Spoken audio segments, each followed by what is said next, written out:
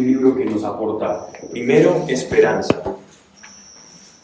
Segundo, esos son elementos importantes que podemos extraer de aquí a nivel genérico. Primero, esperanza.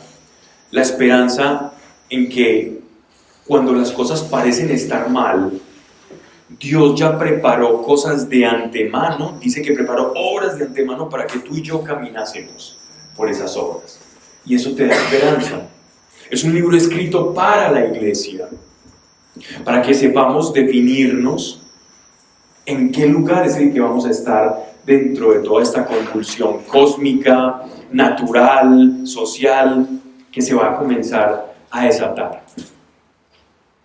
Y tercero, pues, fortalece nuestra identidad como hijos de Dios. Recordemos, no está en mal hacerlo, que cuando hablamos de identidad como iglesia, como hijos de Dios o como creyentes, tiene relación estrecha con aquello con lo cual yo me identifico. Yo me puedo identificar con un nombre, de hecho es como la identificación con la que prácticamente nos reconocemos. ¿Cuál es tu nombre? Cerré el audio de Teams, por favor, yo tengo está muy mala conexión. Se desconectó, entonces... No, no,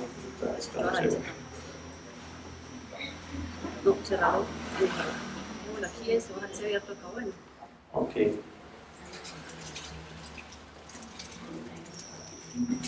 Nosotros nos podemos identificar con el nombre, que es lo más usual, lo más normal, pero miren algo bien curioso, y es que por lo general el nombre que nosotros tenemos es porque era el de un pariente al que querían mucho, o en otros casos porque le sonó muy bonito al papá o a la mamá, o porque de pronto en una reunión familiar un tío por allá a la lumbrera hizo la sugerencia de que ¿por qué no lo ponen así? Y nos vamos identificando con ciertas cosas que en realidad puede que ni siquiera nos identifiquen.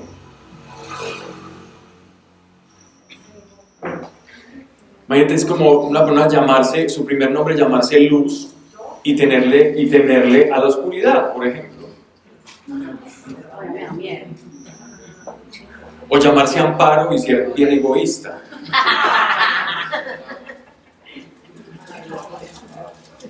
O llamarse Pedro y ser bien flexible. Muchas veces con lo que nosotros nos identificamos, y estoy poniendo un ejemplo demasiado reduccionista que es nuestro propio nombre, no tiene relación con nuestra naturaleza verdadera. Hay otros que, ¿y tú quién eres? Yo soy un abogado. Tú ejerces la profesión de abogado, pero tú no eres abogado, tú eres otra cosa. Miren que es muy importante en la medida de con qué me estoy identificando, porque eso le está dando como un cuerpo, una forma, una cierta materialidad a quien soy yo. Y en últimas, con lo que te identificas, va a pasar a ser aquello con lo cual tú te defines. Yo me identifico con esto, yo me defino como esto. Y el Apocalipsis es un libro que, si bien a lo largo de toda la escritura nos va desarrollando, formando y dándole una materialidad a nuestra identidad verdadera, el Apocalipsis termina de rematar y darle forma a esa identidad.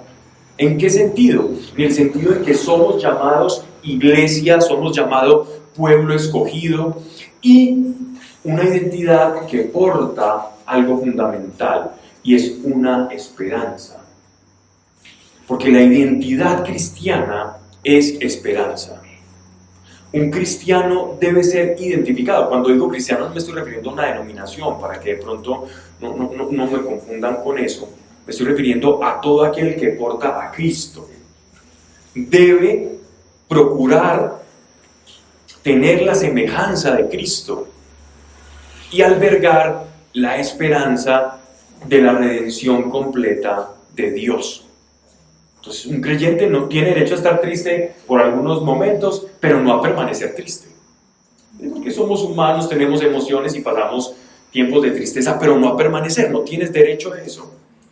Porque el Señor se encargará de recordarte que tienes muchos motivos para estar feliz, para estar alegre, para tener esperanza. nosotros somos portadores de esperanza. El Evangelium, palabra latina que también deriva de otra griega, significa el buen mensaje. Yo no puedo estar todo el día de cara larga y ser portador de un buen mensaje, significa que no me identifico con ese mensaje que supuestamente debo expresar.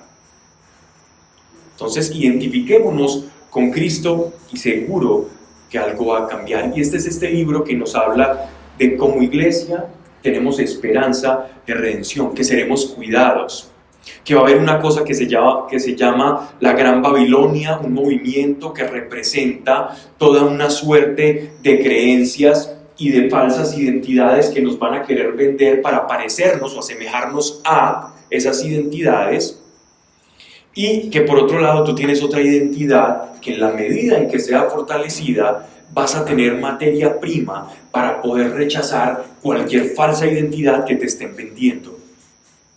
La mejor manera de rechazar el pecado es con una identidad clara, fehaciente, firme, conocida y concisa.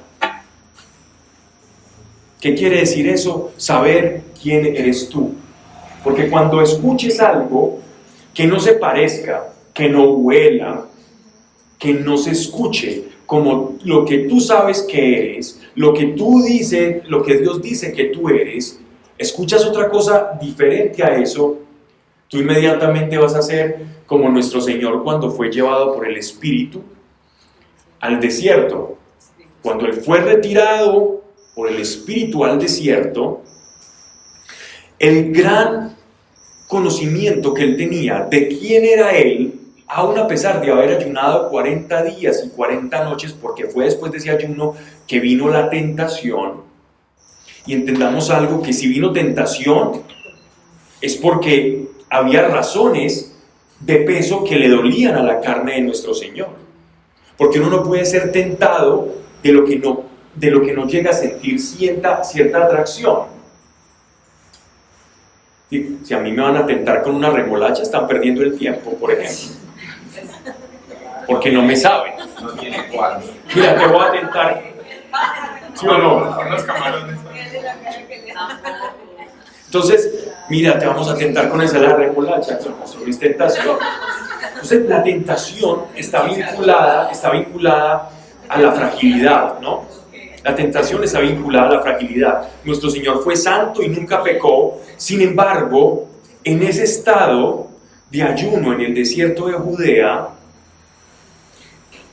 Él sintió su propia fragilidad, que era esa humanidad que es lo que llaman en griego la kenosis, o el apocamiento, el abajamiento, el Dios haciéndose hombre, igual a nosotros, para sufrir lo que nosotros sufrimos y tener toda la autoridad con su profesión de Cristo, porque Cristo es una profesión, Cristo es la profesión de ser el Mesías.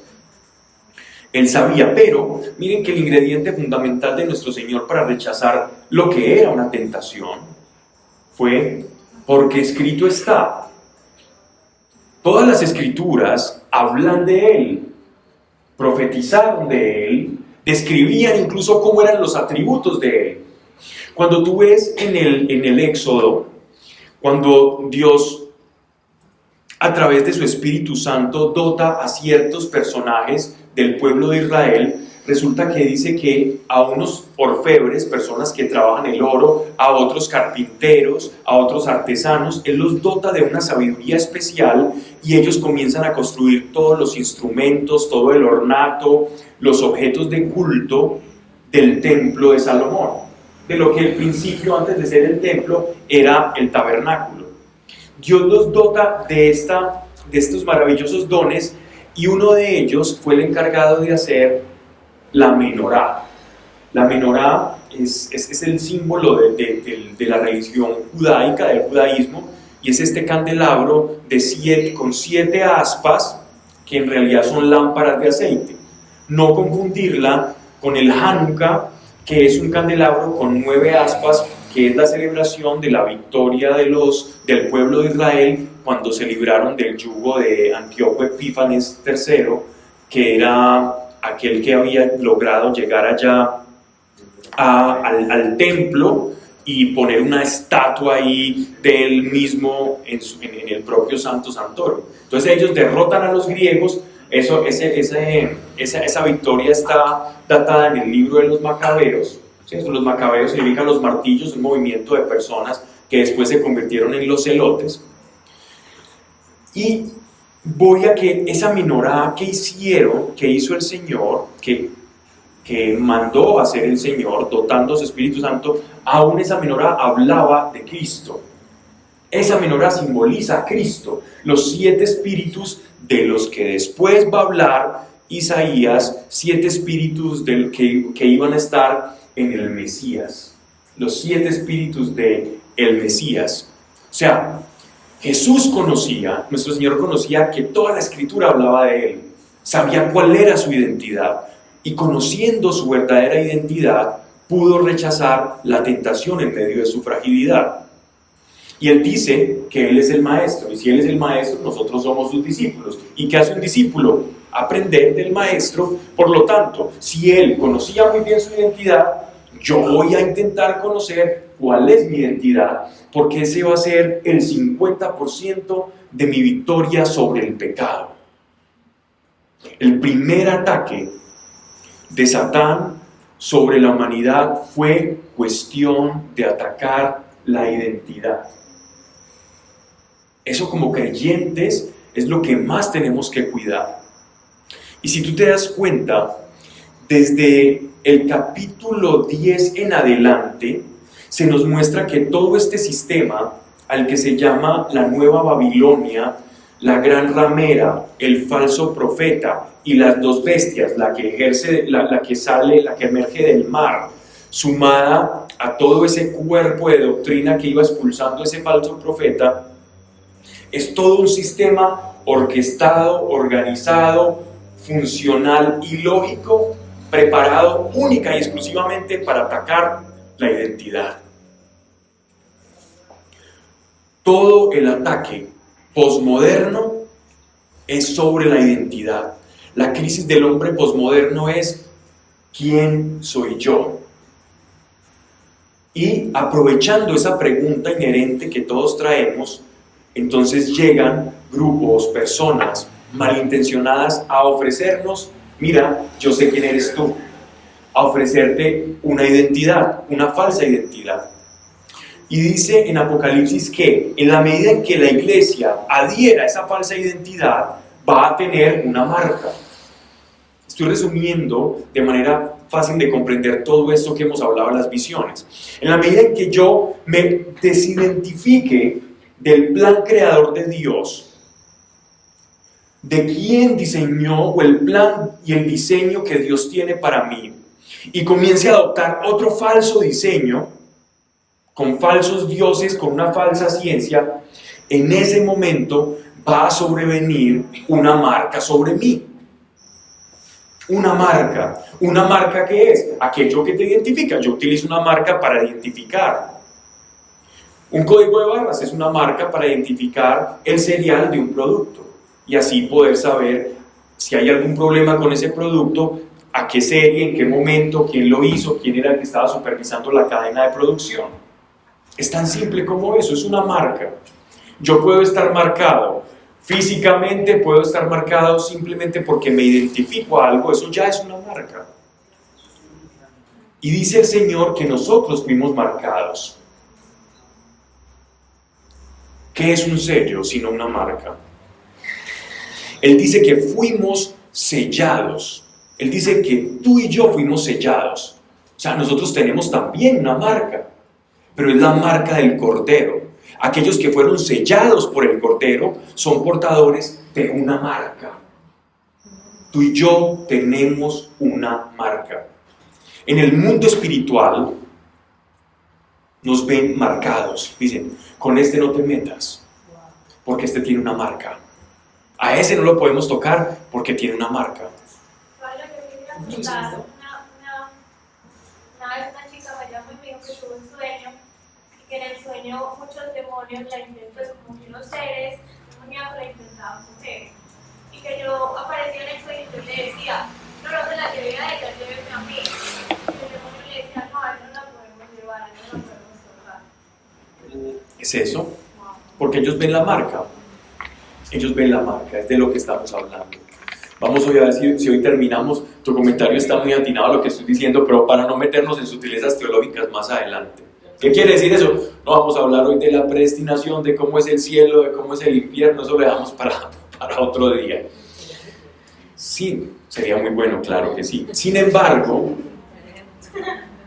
mira eso tan bonito que acabas de decir, Meli, pero con qué ligereza a veces nosotros nos desidentificamos de quiénes somos y nos vamos identificando con el mundo. A mí se me olvida a veces quién soy yo cuando estoy viendo un partido de la Selección Colombia, por ejemplo. Oye, cuando veo el canal de inglés. Por poner un ejemplo tonto. Sobre el partido pasado. No, desde la convocatoria ya se me está olvidando quién soy. Pero miren que nosotros perdemos muchas veces el foco y nos desidentificamos de quiénes somos. Y por eso caemos en tentación fácilmente. Miren, la identidad. Por favor, si nos podemos grabar una cosa, en 3 años grabémonos esta. Busca reconocer quién eres tú en Dios, conoce quién eres tú en Dios, y vas a tener el 50% de la victoria sobre el pecado.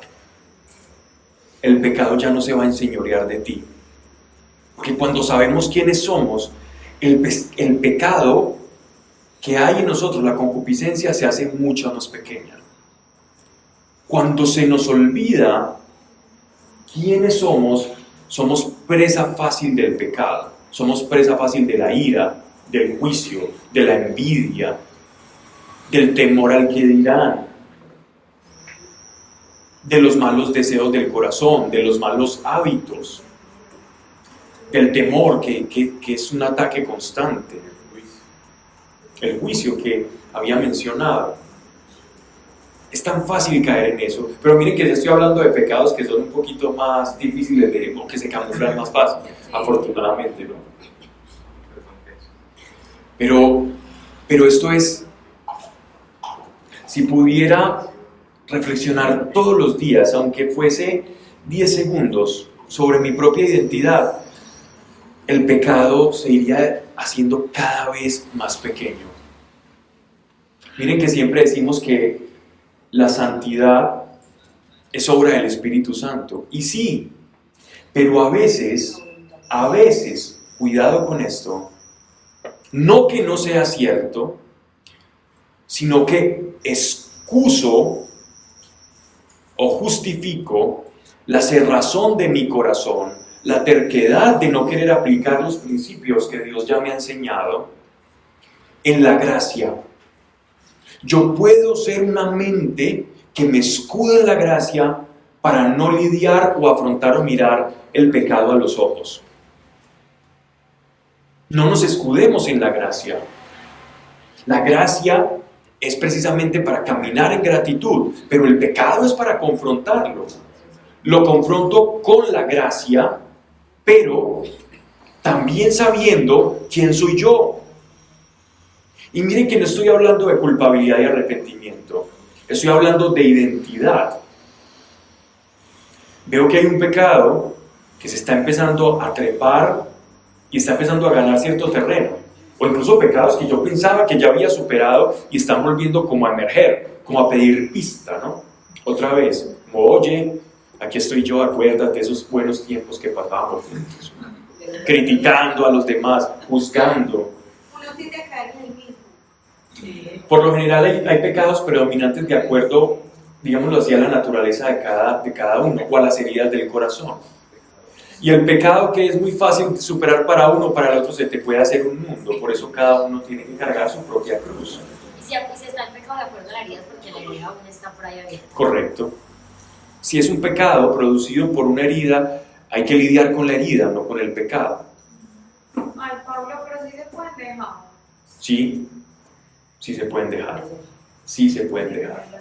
100% se pueden dejar. 100%.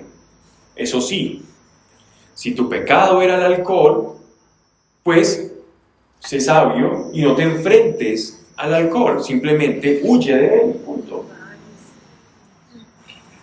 Por poner un ejemplo, cualquier pecado. Todos los pecados, para unos serán más difíciles unos u otros, sin embargo, hay gracia y hay identidad. Estoy hablando de solo 2 herramientas, hay muchas. La oración es maravillosa. Es que hay tantas herramientas para vencer el pecado. Pero la identidad es fundamental. Cuando tú sepas quién eres, mira, cuando tú sepas que tienes vestiduras blancas, que tu espíritu es continuamente lavado y renovado, y te sientes en el fango, algo en tu naturaleza, que ya sabe quién es, se va a sentir, estoy perdiendo mi dignidad. Soy un príncipe y me estoy rebajando en la cochera de marranos, pues. Me estoy rebajando a esto. Porque como conoces tu identidad, sabes que ese no es tu lugar. Y te vas a querer alejar de él por cuestión incluso de dignidad. Porque es que la santidad es dignidad. La santidad no es como mojigatería. La santidad no es decir, ay no, eso tan feo y correr. No, la santidad es, esto no soy yo, esto no me corresponde, esto me hace daño a la postre. Es que, Pablo, yo leí hace poco un devocional que hablaba del pecado persistente. Que yo me acordé en este momento y lo busqué y pues, vale, pues, un poquito lo que dice. Que dice que empieza por engañarnos, empieza como, lo voy a leer desde el principio. Dejar el pecado. El segundo hábito que nos lleva a ser más como Cristo es reconocer cuál es nuestro pecado persistente. Es la disciplina de analizar nuestra vida continuamente para poder ver el pecado que está en nuestro carácter y luchar contra este para dejarlo. Mira qué lindo lo que estás diciendo, muy apropiado, porque dice que está en nuestro carácter, no en nuestra naturaleza. Es decir, es alguien, le está hablando a un creyente que sabe que su naturaleza cambió y por lo tanto el pecado es como una sombra que se queda como un cascarón que te persigue. Continúa, qué pena la interrupción. Tranquilo. Y dice, y grande nuestro pecado crece y nos cambia. Nuestro pecado persistente empieza pequeño. Al principio es algo que justificamos, pero la desobediencia a Dios siempre crece en nosotros. Y no solo crece en nuestro pecado, sino que también nos cambia. Y empieza por engañarnos. El pecado que nunca antes hubiéramos imaginado, ahora se convierte en rutinario. También nos endurece, ya no nos molesta como antes. Nuestra conciencia se endurece más y más y nos esclaviza. El pecado que escogimos tolerar en nuestra vida se convierte en nuestro amo. El pecado persistente es peligrosísimo, porque al enraizarse en nuestra vida nos transforma, nos hace menos como Jesús y nos aleja de Dios. Deja de seguirnos a Cristo en un proceso de desalizarnos gradualmente, y nuestro pecado persiste y nos lleva paso por paso al camino de alejarnos de Dios y aparta nuestro corazón de nuestros. Eso es, ese es el efecto del pecado. El pecado es una herida de muerte. Si quieren leer el devocional, se llama Mi Próximo Paso. Ok, muy bien. Bien. Entonces, saquemos de Apocalipsis, gracias Luigi, saquemos de Apocalipsis nuestra verdadera identidad, pero identidad como iglesia. El Apocalipsis no te habla de tu identidad como hijo de Dios, te habla de tu identidad como iglesia. ¿Cuál es nuestro llamado como grupo, como iglesia, como hermanos, como cuerpo de Cristo? ¿Y cuál es nuestro destino? Es decir, te da identidad y esperanza. Entonces, miedo, apocalipsis, temor, eso es muy raro, para nada. Es un libro que a mí me llena de esperanza y me pone en mi lugar. Así que vamos a invitar a Dios a este lugar, no que antes no lo hubiésemos invitado. pero ahora con más ganas porque vamos a hablar lo que Él revela. Padre, gracias por este lugar, por cada persona que ha venido hoy, porque nuestro único interés es en que tú tomes control de nuestra vida en todos los sentidos, de nuestro trabajo, economía, familia. Padre, aquí estamos para recibir de tu sabiduría, que tu palabra no se quede solo a un nivel intelectivo, mental, racional, sino que pueda transformarse en vida espiritual y que felices, todos unidos, podamos comprender que no solo de pan vive el hombre y entender que estas palabras que tú nos has dejado tienen ese significado en el que encontramos vida, no solo porque nos nutre y nos alimenta, sino porque por medio de ella vivimos las situaciones de una manera diferente. Que viviendo de esa forma, aquellos que ven, leen, juzgan nuestras acciones, puedan, así como una pequeña sombra, siquiera esto, verte a ti actuando en medio de nosotros, y algo podamos despertar en ellos sin necesidad de predicar tu nombre, porque grabado tu nombre en nuestros corazones, nuestras acciones llevan algo de ti, y que los demás puedan sentir ese reflejo. Ayúdanos, Señor, a ser un buen espejo de tu imagen, y todo aquello que la esté distorsionando sea retirado, para que muchos más puedan compartir la alegría, la fe y la esperanza que ahora nosotros gozamos. En el nombre de nuestro Señor Jesucristo. Amén. Muy bien. Vamos entonces ya, capítulo 21, recta final, verso primero.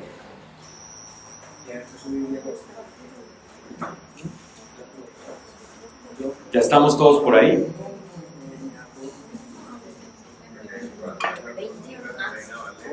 21.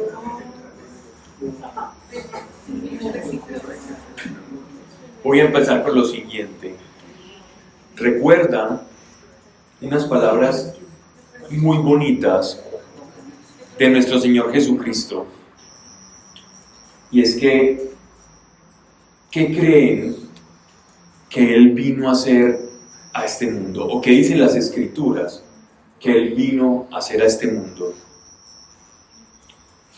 Jesús de Nazaret, que vino a hacer a este mundo, al que llamamos Señor.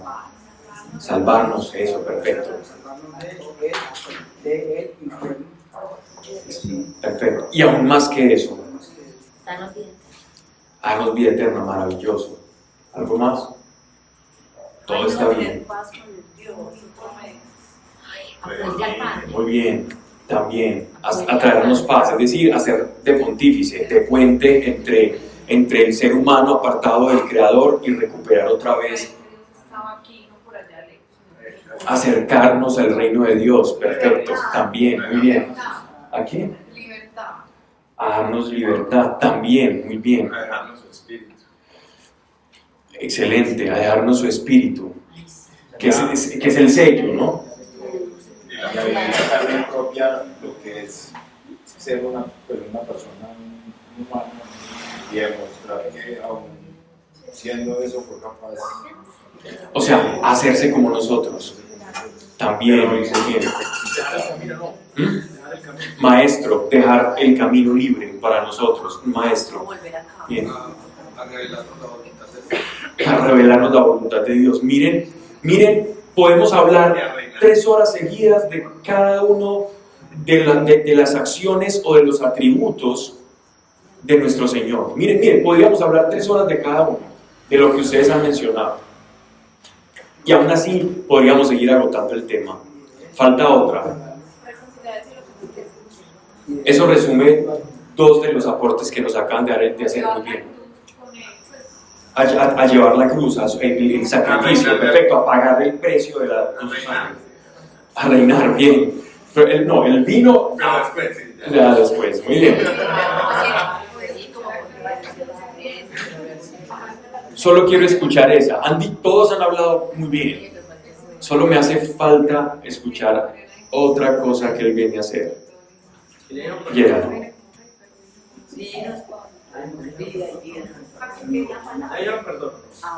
También. La respuesta la van a encontrar en el primer versículo de Apocalipsis capítulo 21. Ahí está. ¿Qué vino a hacer? Dilo. A crear un nuevo cielo y una nueva tierra. Hacerlo todo Ah, esa era la palabra. Hacer nuevas todas las cosas.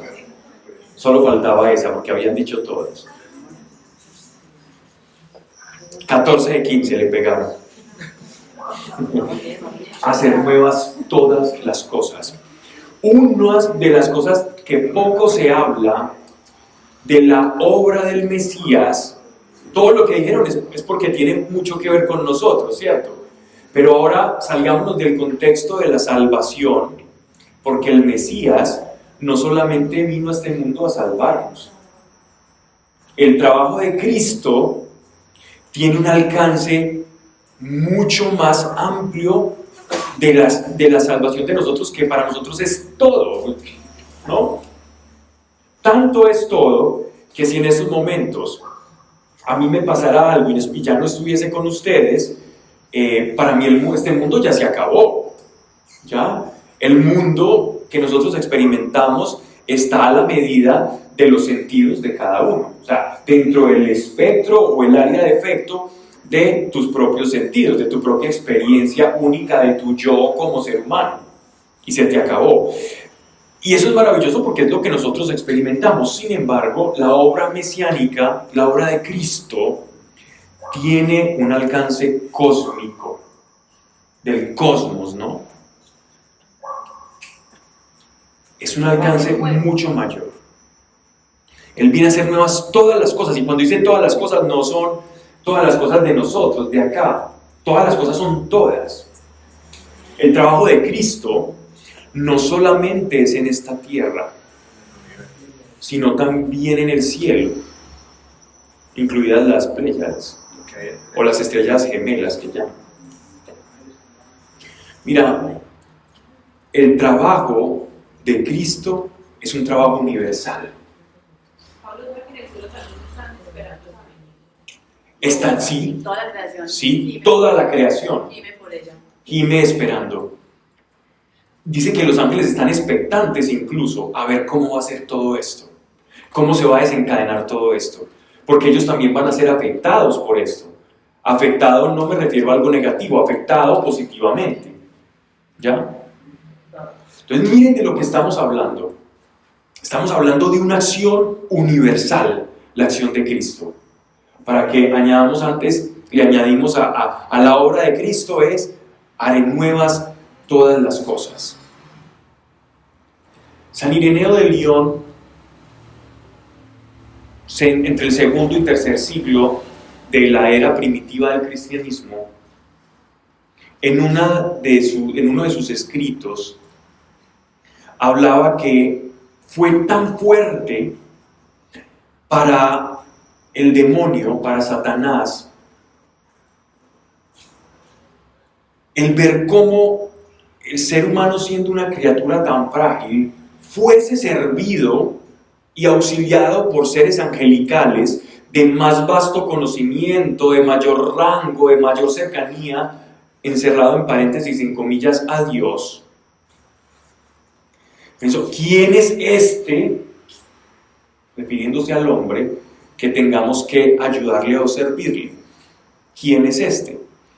Y según Ireneo de León, tercer linaje después del apóstol Juan, o sea, no era un padre de la iglesia cualquiera, tenía el evangelio completo muy fresco. Es decir, una persona entre Juan e Ireneo. Una persona entre un discípulo de Juan, o sea, un discípulo de Juan fue el maestro de Ireneo de León, correcto. Entonces miren lo que él decía, el demonio se ensañó con la humanidad por eso. y porque los veía pecar y frágiles y decía, estos hay que destruirlos. Es una cuestión bien compleja, pero bueno, muchos ya opinan cosas diferentes, pero simplemente para ponerte en contexto de a qué estamos llamados los hombres en Cristo, que va a afectar el cielo también. Vi pues un cielo nuevo y una tierra nueva, Apocalipsis capítulo 21, verso 1, porque el primer cielo y la primera tierra habían desaparecido. Y el mar no existía ya. Aclaro algo. Para el mundo judaico existían 7 cielos, ¿ya? Donde el primer cielo era lo que nosotros conocemos acá como la bóveda, ¿sí? Donde está la estratosfera, todos los que son las capas antes de salir de la Tierra. El aire en sí. Correcto. Ellos interpretaban todo lo que se encuentra en esta bóveda como el primer cielo. El tercer cielo, en el séptimo cielo habitaba el Altísimo, y en el tercer cielo estaban como el mundo demoníaco. Esto todo dentro del contexto de la percepción judaica, ¿ya? Nosotros ya interpretamos cielo, no hacemos esa división de los 7 cielos que hace el mundo judío, porque para nosotros cielo, sinonímicamente, comenzó a relacionarse como el lugar donde reside Dios, que en realidad no es un lugar, porque la palabra lugar significa que está determinado a un tiempo y un espacio definido. Y dice que el reino espiritual está por fuera de la linealidad o de la temporalidad. Por lo tanto, el cielo es más que un lugar. Es más que un lugar. Pero para nosotros, como estamos tan estrechamente relacionados con la experiencia material y sensorial del tiempo, y la percepción de nuestro tiempo es una línea recta, pasado, el presente se nos escapa en cada momento y es imposible atraparlo, y futuro, nosotros siempre estamos ciclando entre pasado y futuro, pero en realidad lo que existe es un presente, ¿no? Lo que pasa es que la memoria nos hace pensar que hay un pasado, ¿no? Que nosotros portamos un pasado, pero si tú pierdes la memoria, el pasado se desaparece y todo se reduce a tu experiencia presente. Y hay personas que no son capaces, no recuerdo cuál es la patología que hace que las personas no puedan como proyectarse hacia el futuro. ¿Y saben qué les ocurre? Tengo que investigar, la próxima me dicen, yo les digo cómo se llama esta patología, que a una persona le cuesta como proyectarse al momento futuro, y es curioso porque son personas como felices. Claro, porque no tienen preocupación, porque no se pueden ocupar del futuro. Son personas felices pero embargadas. Sí, tienen problemas con lo que llaman las funciones ejecutivas del cerebro, ¿cierto? Con la planificación y todo eso. Pero a veces necesitamos algo de eso. Necesitamos tener las funciones ejecutivas intactas, pero no preocuparnos. Pero eso será tema de otra charla, porque aquí nos quedamos hablando de a cada día le basta su propio afán. Sin embargo, miren que esta concepción del cielo dice, vi un nuevo cielo y una nueva tierra, porque el primer cielo y la primera tierra habían desaparecido. Se está refiriendo a esto. Confirma que cielo Se conecta con el primer versículo de Génesis. En el Correcto. principio Dios creó el cielo y la tierra. Exacto. Se está refiriendo a este lugar que nosotros habitamos, que se llama tierra, que fue afectado por el pecado. Se está refiriendo esto va a sufrir una transformación completa. Ya recordemos que el anticristo fue derrotado, que el dragón, la bestia, el falso profeta fueron arrojados al abismo, al lago de fuego, ¿ya? Y que la iglesia ya no va a ser perseguida. O sea, esto es un cántico de victoria, ¿no? Dice, y el mar no existía ya. Y vi la ciudad santa. ¿Cuál es la ciudad santa por antonomasia? Jerusalén. Muy bien, es Jerusalén. ¿Qué significa Jerusalén? A ver, Shalom es paz. Shalom es paz, que se deriva de una palabra del antiguo caldeo, que es Salem, que es, a ver, No es mi área de estudio. Jerusalén es, si se puede traducir como la residencia de la paz, o sea, es el lugar de la reconciliación con Dios. Por eso el templo de Jerusalén tenía que estar ubicado precisamente en esa locación, tenía que estar en Jerusalén. Porque es el lugar donde Dios se reconcilia con la humanidad. Ojo, esta reconciliación de la que hablamos no se trata de un Dios enojado, de un Dios con una ira con la humanidad. Correcto.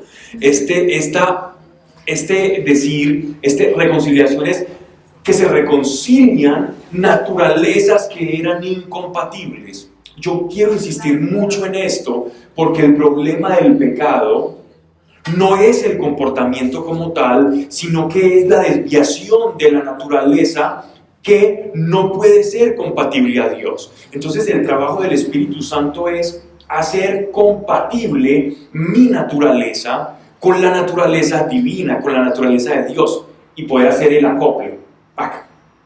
Entre más acoplado esté yo, puede decirse que estoy en vía de santificación mayor.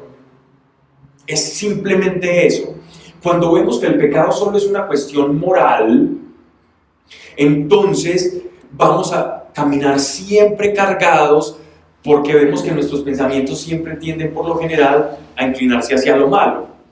Y vamos a tener toda nuestra descarga emotiva, volitiva, en cuanto a la acción, siempre como cargada al hacer. Voy a hacer esto, voy a hacer todo esto, y voy perdiéndome de foco, me voy dando cuenta de que la santidad no se puede producir porque yo quiera o porque voy a hacer esfuerzos.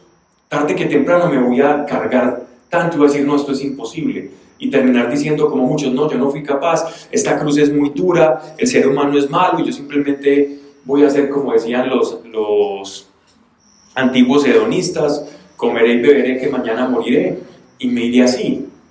Pero en realidad fue alguien que no se dio cuenta de un principio fundamental, y es el problema del pecado es que afecta a tu naturaleza. Y en la medida en que tengamos una naturaleza enferma, nuestra compatibilidad con Dios va a ser más difícil. Él vino a reconciliar con su sangre esa incompatibilidad y nos hizo compatibles con Dios. Eso es simplemente lo que Él hizo por nosotros. Entonces, Jerusalén representa ese lugar donde el cielo y la tierra se vuelven a unir y se hacen compatibles. Por eso se llama la ciudad de la paz. Pero no es que sea literal, pues físicamente. Nos van a hablar de una Jerusalén espiritual. Nos van a hablar de una Jerusalén espiritual. Y la primera tierra había desaparecido. Imagínate, toda la iglesia allá en el templo no cabríamos. Y la primera tierra había desaparecido y el mar no existía ya. Y vi la ciudad santa, la nueva Jerusalén. Por eso hablan de nueva. Si es nueva es porque hay una vieja, que es la ciudad que todos conocemos allá. Pues que conocemos, a los que han tenido el privilegio de ir, yo tengo ganas de ir. Dice que descendía del cielo, del lado de Dios, ataviada como una esposa que se engalana para su esposo. Miren que nos están hablando de una Jerusalén celestial. Mientras todo esto acá se va destruyendo, Dios va preparando para nosotros palabras de nuestro Señor a sus discípulos. ¿Recuerdan? Yo me voy a hacer ¿qué? Yo me voy a prepararles moradas, yo me voy a prepararles casas. Una morada es una casa.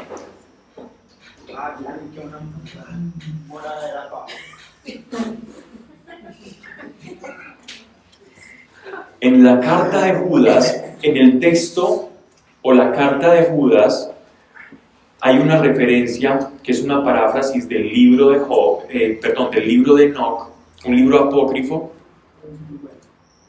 Él hace una pequeña paráfrasis y dice: y a los ángeles que abandonando sus moradas hicieron pecar a los hombres, ¿cierto? ¿Qué significa que un ángel abandone su propia morada? Que hay moradas celestiales. Correcto, no solo que hay moradas celestiales, sino que hay moradas y hay ocupaciones celestiales. Por lo tanto, estos ángeles que cayeron y corrompieron a la humanidad, abandonaron su sitio, su lugar, sus designios y distorsionaron el plan de Dios. Si ya venía distorsionado, lo distorsionaron más. De esto hablaremos más adelante o ya hemos hablado al respecto. Pero para referirme a que hay una morada, es decir, que Dios tiene un propósito aún más del que tenemos acá en el cielo. En el cielo no vamos a estar pasmados, llenos de querubes, adorando a Dios, algunos sí, por periodos, o no sé cómo funcionará, pero habrán actividades para las personas. Pero entonces es como si la Nueva Jerusalén y el cielo se fusionaran, o sea, se podría decir que la eternidad es como un lugar pues, donde el cielo, porque está visto que habita Dios. Es como, sí, el cielo y la Nueva Jerusalén fusionadas, porque es que... Sí, claro, es que la Nueva Jerusalén está inhabitada. Está esperando a que nosotros la habitemos. Jerusalén está en guerra. Ah, sí, no, la vieja está en guerra y pasarán cosas tremendas allá. Está en Pero entonces guerra. al final todo va a ser como el Edén. O sea, Mejor. todos buenos, no va a haber semana, no va a haber No, pecado. va a ser mejor. Pero ¿por qué no va a haber pecado? Porque el pecado es una cuestión de la naturaleza. Nuestra naturaleza va a ser completamente transformada. Incluso si hay una mente en el cielo muy ociosa, mira este ejemplo tan simpático, si hay una mente muy ociosa en el cielo y diga, yo quiero mal pensar, no va a poder. No va a poder encontrar. No, eso te sonó.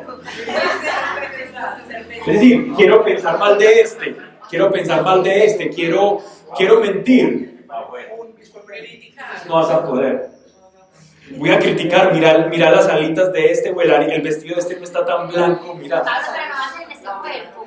¿Cómo? No va a ser en este cuerpo. Un cuerpo glorioso. No hay mejor que él. Miren, y dice que no va, incluso cuando tú quieras recortar el pecado, no vas a poder.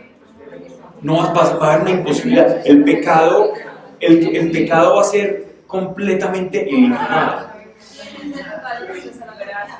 Sí, claro, es la eternidad. Y lo contrario es los que fueron arrojados a la muerte. Ellos van a vivir en remordimiento eterno de su pecado. Ese va a ser su mayor sufrimiento. Dice, la Nueva Jerusalén que descendía del cielo del lado de Dios, ataviada como una esposa que se engalana para su esposo. En los antiguos cortejos nupciales eran cosas maravillosas. Yo les hablaba anteriormente que era una boda, duraba una semana entera, y terminaba en el Shabbat, en el día sábado. Las bodas de Canaán no fue un día que se fueron allá a un hotel o que pasaron allá en un salón de eventos y se fueron todos de smoking primitivo. Ellos en realidad, las bodas de Canaán, cuando se acabó el vino, ya habían dormido, habían pasado una semana de fiesta en fiesta. O sea, Jesús estuvo en un jolgorio de una semana. Él no fue allá un ratico y se sentó por allá y les dijo, muchachos, y les predicó. No, Él estuvo con ellos de la manera más natural, muy natural, sin renunciar a su naturaleza, pero en medio de una celebración natural. Se puede estar. Miren, y la novia, el novio se iba por toda la ciudad, a lo sumo por todo el barrio. Era tan importante el vestido y el atavío de la novia que si había una persona muy pobre, una mujer muy pobre, una familia que no tuviese cómo poder coser o costearse un vestido, era tan duro ver a una mujer que no tenía eso que entre todas las vecinas hacían natilleras, rifas Totalmente de acuerdo. y le pagaban el vestido a la novia. En Jerusalén no había novia pobre ni fea. No había ni novia pobre ni fea. Porque era tan importante. ¿Y saben por qué era importante ese día para los judíos? Y no solamente allá quiero llegar, porque este texto nos habla de muchas más cosas, utilizando el ambiente y la atmósfera de la cultura judía. Y es que iban a cumplir el primer mandamiento de la ley de Dios. De la ley de Dios, no, el primer mandamiento que ha dado Dios. ¿Cuál fue el primer mandamiento que dio el Señor? Ese es el primer mandamiento de la ley, es amarás al Señor tu Dios con todo tu corazón, con toda tu fuerza. El primer mandamiento que Dios dio es el que tú acabas de decir. Creced y multiplicaos. Ese es el primer mandamiento. Por eso se nos olvida. El primer mandamiento que dio Dios, amarás al Señor. No, fue creced y multiplicaos. Cuando una mujer se ataviaba y todo eso, los novios se casaban en algo que llaman la jupá, que es como una especie de copón, que significaba que ellos se iban a poner, que ellos iban a cumplir ese primer mandamiento. Vamos a multiplicarnos, Señor, te vamos a cumplir. Ese era su anhelo, la multiplicación y la atención al primer mandamiento. Ya después sí cumplir la ley, pero eso era lo primero. Y esta mujer que estaba muy ataviada, el novio se iba a la puerta de la ciudad con una cantidad de gotereros, pegajosos, toda cantidad de personas. Yo lo pongo en esos términos para hacer más entendible el asunto. Se iba formando un cortejo. Y por donde iba pasando, iban cada vez más pegajosos y se iban llenando, y entonces él iba haciendo, y por donde iba pasando una masa grande de personas, y habían unos que cantaban, otros que danzaban. El novio iba supremamente bien vestido y perfumado al encuentro de su esposa. Era supremamente importante para el novio encontrar, y toda la expectativa y los cánticos eran semejantes a los del Cantar de los Cantares. Había una expectación tan grande en el novio de cómo iba a encontrar a la novia, porque ojo, las mujeres en ese tiempo no descubrían su pelo. Las mujeres todas andaban con un velo. Cuando cumplían la edad de su primera menstruación, a las niñas ya se les cubría con un velo. Ya se les cubría con un velo. Y este velo, ¿qué significa este velo? ¿O qué se estaban cubriendo las mujeres? Para ellas, el velo era la gloria del esposo. El velo de la mujer era la gloria de su esposo. Entonces, mi velo es como la manera digamos así, de seducción, de feminidad, que me va a llevar a mi esposo, y solamente se descubrían el velo ante otras mujeres de la familia, ¿cierto? Cuando se estaban bañando, se estaban lavando, las mujeres judías, muy limpias, por cierto, en toda su actividad corporal, igualmente los judíos. Tanto es así que miren, por ejemplo, cuando nuestro Señor le lava los pies a todos sus discípulos. El oficio de esa oblación o de lavatorio de pies era el del peor de los esclavos, o el del esclavo más sencillo, que gozaba de mayor precariedad. Era el del lavatorio de pies. ¿Por qué? Porque la cantidad de inmundicias que pisaban. Ellos no andaban en tacones ni en plataformas, ellos andaban en sandalias cosidas en cuero muy sencillas. Y las calles estaban llenas de cualquier cantidad de porquerías y ellos las pisaban en un mercadillo. Entonces cuando llegaban habían siervos que se encargaban de lavarles los pies. Y por eso se escandalizó Pedro cuando nuestro Señor se ofrece a lavarle los pies. ¿Cómo es posible? ¿Qué pudo haber pensado Pedro? Pero ¿cómo yo voy a lavar al Señor de señores, al Rey de reyes, al que resucita personas de los muertos? ¿Cómo me voy a dejar lavar los pies de Él? Hasta ese punto llegó nuestro Señor a hacerse semejante al oficio más vil y menospreciado, que era ese lavatorio. Retornemos al caso de la boda. Estaba entonces el novio con una expectación de encontrarse con esta mujer que se había conservado para él toda la vida, y en señal el velo. llega cantando y danzando y toca la puerta, y él hacía una pregunta, y es el padre el que lo recibía, el padre de la novia, y ahí empezaba toda la fiesta. Hacían una ceremonia. En las bodas de Canaán seguramente invitaron a nuestro Señor Jesús para que diera o fingiera unas palabras como rabino, como maestro, y él seguro hizo algo ahí, dio algunas palabras, y esa familia seguramente fue muy bendecida, no solo con el milagro del vino que nos quedó a nosotros para la posteridad y para la enseñanza, sino también seguramente la bendición que él dio a ellos, demostrando lo importante que era este momento. Bolillo, ¿por qué se rapan algunos judíos, algunas mujeres, las ortodoxas? Las hasídicas, hay diferentes facciones del judaísmo actual, ¿cierto? Muy diferente a las costumbres antiguas. Okay. Para llevar el velo, igual que también lo hacen las hermanas religiosas. Si no tengo pelo, no tengo que taparme el pelo. Exacto, y solamente que portan el velo. Pero normalmente el velo en una mujer es la gloria, y eso para ellos es la gloria del esposo. O muchas simplemente para cumplir la ley se ponen peluca. Entonces, si vos vas por Brooklyn, allá en New York, vas a ver mujeres con peluca, judías con peluca, pero no es su pelo natural, porque el velo es la peluca. Y solo su esposo conoce el pelo. Entonces, esta mujer que derramó el perfume, después de sus pies y los con sus cabellos, que María, entonces estaba que como más hermoso. Sí, señora. Pues sí, Espiritualmente hablando, lo reconoció, entonces por eso ellos se escandalizaron. Ellos se escandalizaron, porque ¿hasta quién se cree? Pero Cristo es el esposo de la iglesia, y a eso iba. Muy bien. A eso iba. Es el esposo de la iglesia. Él nos está buscando, y por eso nos dice, prepárense. Nos dice, prepárense.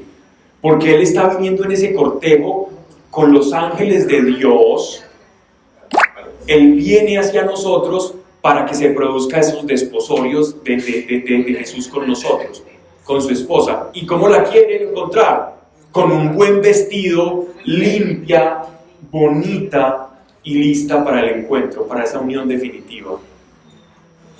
Esa es la analogía que Él nos hace, pero para entender por qué nos habla tanto como mi esposa, porque la atmósfera de la época, miren todo lo importante que era, incluso porque había tanto pegajoso en medio de ese cortejo nupcial, porque para ellos era bendición unirse al novio, porque Dios estaba bendiciendo desde el principio esa unión. Entonces, si yo me pego aquí hasta este festejo, eso sí, hasta que llegué a la puerta, ya todos los pegajosos, cuando el novio llegaba a la puerta, les tocaba ya irse.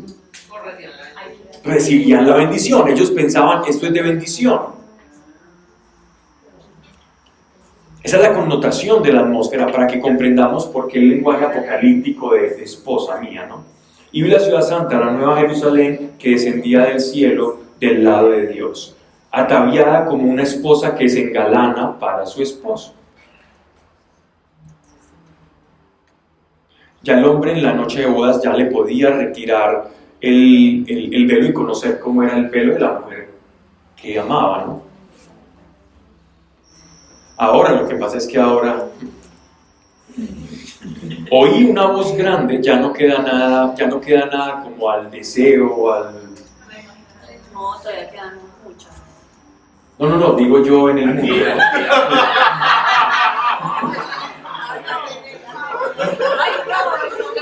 ¿Cómo así? Tienes clara tu identidad, muy bien. Sí, yo hubiera hecho. Eso es un salto de una naturaleza digna, ¿no? Ese es el salto de una naturaleza. No, yo no me metan en ese costal. Oí una voz grande, muy bien, que del trono decía. Voy a hacerle el paro Que es mejor reír, me quedo mejor. He aquí el tabernáculo de Dios entre los hombres. He aquí el tabernáculo de Dios entre los hombres. ¿Qué significa? El mundo humano y el mundo divino se unieron en este momento. Se unieron. Ya no hay enemistad. Ya la palabra paz es la realidad del cielo. Y erigirá su tabernáculo entre ellos, y ellos serán su pueblo, y el mismo Dios será con ellos. Y enjugará las lágrimas de sus ojos. Si alguien todavía en ese momento tiene sufrimiento, este es el momento en que el sufrimiento será una cosa, un recuerdo para decir: Dios, gracias. No puedo acordarme de cómo era sufrir, pero gracias, porque sé que algo me quitaste. Esa es una esperanza maravillosa. Y la muerte no existirá más. Ni habrá duelo, ni gritos. Eso también le va a gustar a muchos. Ni trabajo. Pablo, pero, a ver, vas a preguntar una cosa. Pero la gente va a vivir sola, o sea, es decir, o igual van a existir esposos. No, eso no va a tener Por eso sentido. no va a haber peleas, no va a haber nada. Ah, sí, en parte. No van a existir parejas, ¿por qué? Porque la función de la pareja es la reproducción, es reproductiva. Pero tú sí vas a saber, tú fuiste mi esposa, tú fuiste, pues claro que sí. Pero esto para el amor romántico, a los que les gusta el amor romántico, dicen: no, pero ¿cómo es posible? Pero mi esposito. El amor del cielo es mucho más grande que esto que podemos experimentar acá.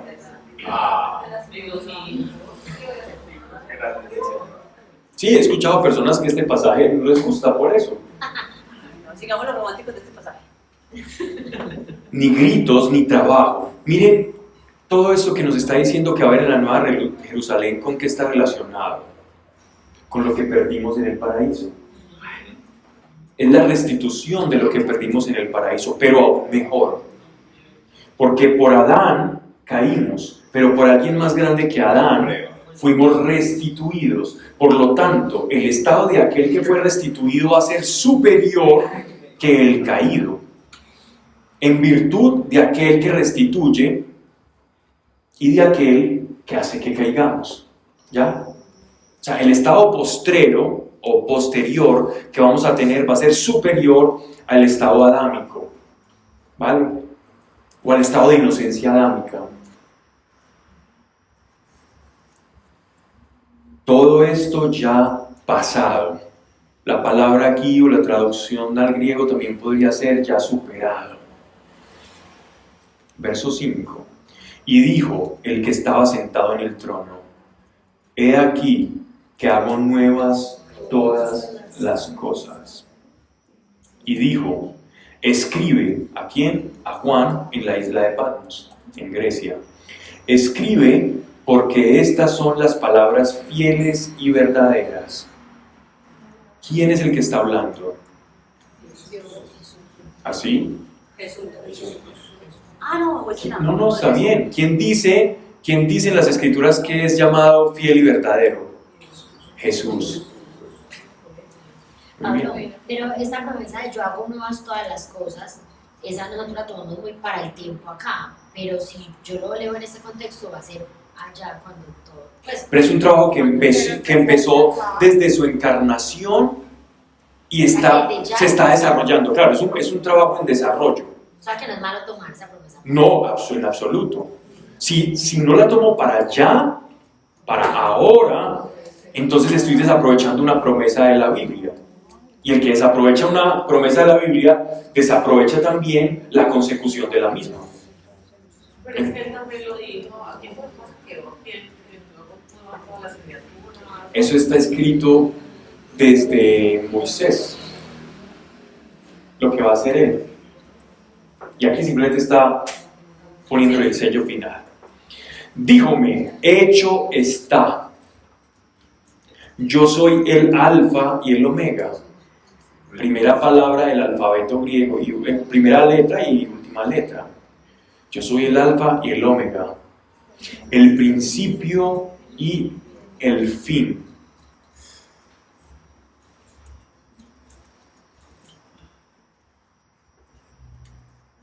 ¿Por qué damos tantas vueltas? Miren, yo conocí muchos grupos, leí sobre muchos avatares, maestros espirituales de turno,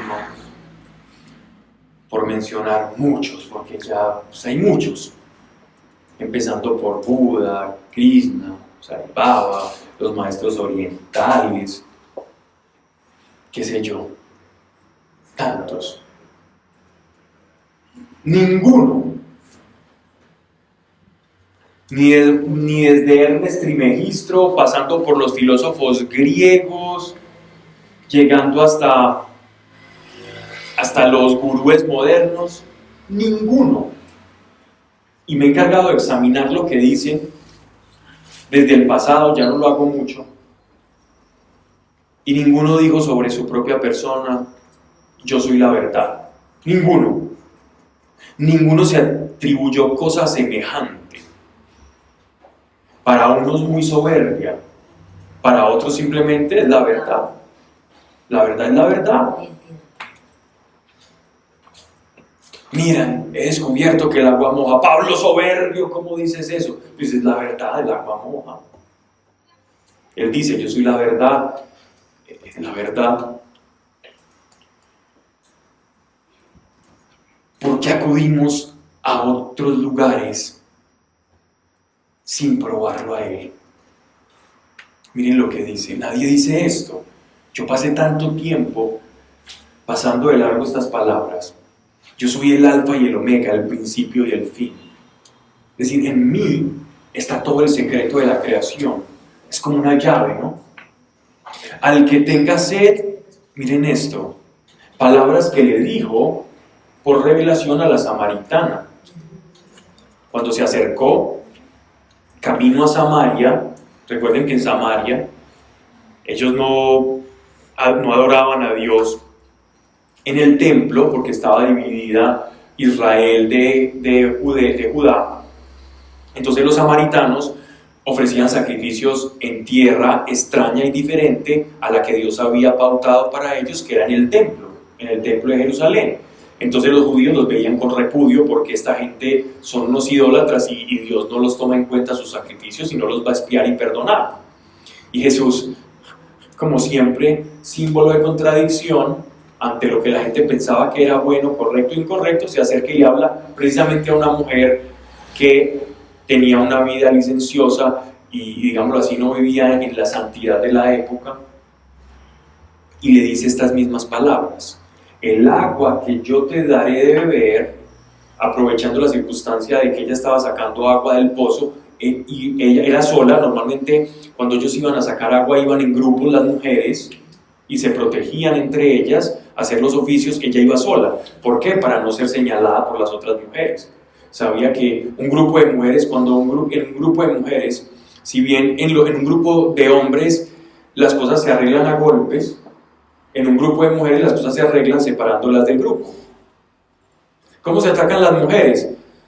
No la miren, no le hablen, no le preste atención, y se empiezan como a separar, a disgregar, a separarlas de los grupos. Se hacen repudio social. Esa es la manera en que las mujeres se atacan. Los hombres van y arreglan a los golpes, a ver, y se dan los golpes, y al otro día los ves tomando cerveza y muecos y con el ojo morado, y de esa manera como que liman asperezas. Y a veces las mujeres pueden ser años y años y años. Y es que yo me acuerdo cuando estábamos en el colegio, yo iba a un grupito y tú me empezaste a rechazar. Yo he escuchado muchas historias de eso. Pablo, Lo bueno es que nadie se rió, o sea, que nadie se identificó. Pablo, la santidad evoluciona, pues porque Sí. me causó Sí. lo que dijiste, la santidad de esa época. Sí, la santidad de esa época llegó hasta un límite. Y el apóstol Pablo, muy buena pregunta, porque el apóstol Pablo les dice en la carta de los Romanos que el judío llegó hasta un punto en el que sabía que era pecado y no era pecado, pero no podían hacer nada para quitarse esa naturaleza. Y ahí es donde el apóstol Pablo decía, pero cuando viene Jesús, nos da su Espíritu Santo, y es Él el que se va a encargar de que nosotros podamos cumplir esa ley en el corazón, pero hacerlo de una manera natural, operando en nuestra naturaleza. Ya vos que sos abogado sabés, es como lo que intenta hacer una cárcel. Uno lee en derecho penal que las cárceles tienen uno de los fines del sistema carcelario es hacer que las personas vuelvan como a la vida civil. En esta frase, la resocialización, ese es uno de los principios fundamentales del sistema carcelario, resocializar, o sea, hacer que una persona revuelva a la sociedad civil, pero sabemos que regresan con más mañas. Más o menos eso fue lo que determinó la ley. La ley te dijo, hiciste esto malo, estás condenado, pero no te resocializaba. Lo que hace, y permanecía tu corazón encarcelado, lo que hace el Espíritu Santo es, tú no lo puedes hacer, pero yo sí lo puedo hacer en ti. Esa es la diferencia entre un judío y un creyente. Ellos operan por la ley y nosotros operamos bajo el influjo del Espíritu Santo, que nos va revelando que eso nos hace daño o nos empieza a hacer coger fastidio de cosas que antes nos deleitaban. Y ese proceso en Dios, en el Espíritu, sí va evolucionando en la medida en que nuestra naturaleza va mutando, y por lo tanto la consecuencia de esa mutación de nuestra naturaleza es lo que nosotros llamamos santidad. Pero eso va ligado a la evolución también de la sociedad misma, o simplemente después de Cristo. Es decir, Cristo nos dejó su enseñanza y con esa enseñanza esa santidad ya está limitada, o a medida que nosotros continuamos evolucionando como sociedad, también evoluciona la santidad, porque lo que ayer era malo, ¿cierto? Lo que ayer era bueno, hoy no puede ser tan bueno. Va muy bien. La pregunta me abrió una caja muy importante, muy relacionada con Apocalipsis, y quiero hablarla porque el tema me gusta y es algo que he reflexionado. Las sociedades, moralmente hablando, o moral y éticamente, han avanzado por los principios cristianos. La sociedad civilizada occidental o las constituciones, la gran mayoría están amparadas en la ley de Dios. Si vos vas a ver la Constitución norteamericana, los principios de la Constitución norteamericana son la ley de Dios. Incluso cuando estaban los redactores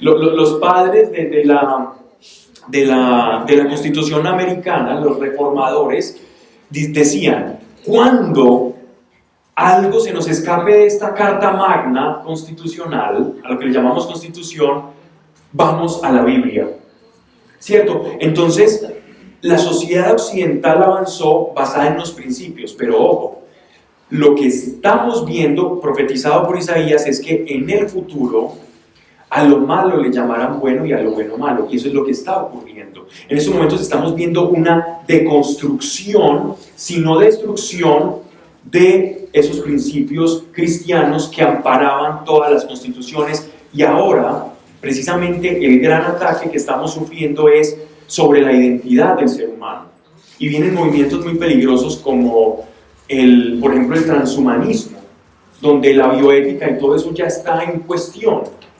La bioética nace a partir de la concepción moral de que tenemos algo que conservar. Ya dicen, no, el ser humano ya cumplió su evolución. Si usted quiere enrazarse con murciélago, hágale. Si usted quiere tener un hijo de estas características, hagámosle algún trasfondo genético, una manipulación, y hagamos esto. Antes diría todo lo contrario, estamos involucionando. Pablo también habla, el apóstol dice que el espíritu del anticristo es retenido, y una de las hipótesis que él dice que hay algo que retiene que la operación del anticristo sea tan efectiva todavía por el mundo, y es que todavía seguimos gobernados bajo leyes amparadas en principios basados en los 10 mandamientos. Pero eso poco a poco se está destruyendo, y estamos en un punto donde eso se está destruyendo. ¿Pero eso es malo o eso es bueno? Es perverso. Es perverso, es perverso. No, lo digo precisamente por la evolución. Porque yo ya no ahora llamaría evolución, llamaría involución. Porque evolución es cuando algo cambia para bien, ¿no? Evoluciona. Involuciona significa que estamos retrocediendo a un estado primitivo y sin Dios. Porque fíjate, pues para ponerte un ejemplo, lo que quiero decir, en el Antiguo Testamento la bigamia era permitida. Ahora la bigamia no es permitida. Pues desde el Nuevo Testamento. Sí, incluso desde un poquito desde antes. Correcto. Entonces, fíjate que la ley de Dios antes, en teoría, tenía algo que le consideraba que era bueno. Sí. Precisamente en ese mandamiento que hablabas ahorita de el primero que Crecer y multiplicar. ¿cierto? Ya. Pero ya después eso cambió y ya hay otra regla, otro mandamiento que es bueno. Bien. La revelación de Dios ha venido siendo progresiva, ¿cierto? Entonces, progresiva respecto al corazón del hombre. Entonces Dios dice en su palabra que en la medida en que la humanidad, a través de un pueblo que se llamaba el pueblo judío, fue siendo preparada, Él iba dando descargas de su naturaleza, de quién era Él, hasta que llegó el momento en que se reveló completamente a través de su Hijo Jesucristo, cuando ya había una sociedad preparada. Y entonces ya ellos pudieron comparar por qué Dios había dicho esto, por qué se permitía todo esto. Incluso Jesús le dice a algunos de los que lo estaban contradiciendo, le decían, venga, pero ¿cómo así? Y esta adúltera, ¿y usted por qué la perdona? ¿Y usted por qué habla de esa manera? Y él dice, Dios permitió que Moisés les enseñara de esta manera por la dureza de su corazón. Pero ahora su corazón está preparado para recibir lo que les estoy dando. ¿Ya? Pero hay una diferencia entre progreso y evolución. La ciencia puede progresar mucho, el pensamiento humano puede progresar mucho, la física cuántica puede progresar mucho, la ley de la entropía y el encontrar como el funcionamiento operativo de este mundo puede avanzar, puede haber progreso, pero la moral y el ser humano pueden evolucionar al mismo tiempo de que hay progreso. Entonces, Dios no nos habla de progreso, sino de evolución moral o santificación. Y eso solo lo puede hacer el Espíritu Santo. No lo puede hacer una ley o no lo puede hacer una convención social. Solamente lo puede hacer un acto íntimo de mi corazón entregado a Dios. Entonces, la santidad no es una cosa social, grupal, consuetudinaria o respaldada por un decálogo o una normatividad, sino que es una cuestión completamente íntima y personal de Dios actuando en mí. Que si me junto con personas que están en ese mismo camino, maravilloso. Maravilloso porque más se intensifica, más se acelera. Pero el resultado es Jesús en mí. Sí, el resultado es parecerme más a Él, que es la imagen perfecta de Dios. Pero No, dale. la Biblia llega hasta el último capítulo, ¿cierto? Ajá. Pero ¿por qué no se sigue escribiendo? Si igual siguen habiendo profetas, siguen habiendo personas conectadas con Dios, pues por un ejemplo. Muy bien. O una persona conectada con Dios, porque no podemos seguir escribiendo El Evangelio Me encanta, no. La pregunta está buena, vea pues, y tiene respuesta afortunadamente. Pero sería redundar, ¿no? Pues, ¿Cómo? Sería redundar. ¿Qué? Claro, si vamos al caso que está poniendo sobre por qué no se sigue escribiendo de la Biblia sabiendo que hay tantas personas conectadas, digo yo que cualquier cosa que se escriba ahora respecto a lo que es la vida de ahora sería redundar de lo que ya está escrito, porque está ahí de alguna u otra forma dicho esa misma de otras palabras. Vamos a decirlo de otra manera, pero está bien, pero vamos a decirlo de otra manera. ¿Quién se ha leído? Dime. Lo estaría diciendo de su propio... ¿Qué cosa? Si escribiera. No, mira, dime, está bien, tu apreciación y la tuya son muy buenas apreciaciones. Y no lo digo por ser políticamente correcto, lo digo es porque considero que son muy buenas. Miren, ¿quién se ha leído Hechos de los Apóstoles? ¿Quién? ¿Cómo termina? No termina. Que lo están viviendo. Hechos de los Apóstoles es un libro maravilloso que queda en puntos suspensivos para que nosotros lo escribamos. Todo lo que tú hagas, me dieron un pie para decir algo muy importante que nunca he predicado. Miren, dejemos un legado. dejemos un legado. Parte del propósito que Dios tiene contigo es dejar un legado.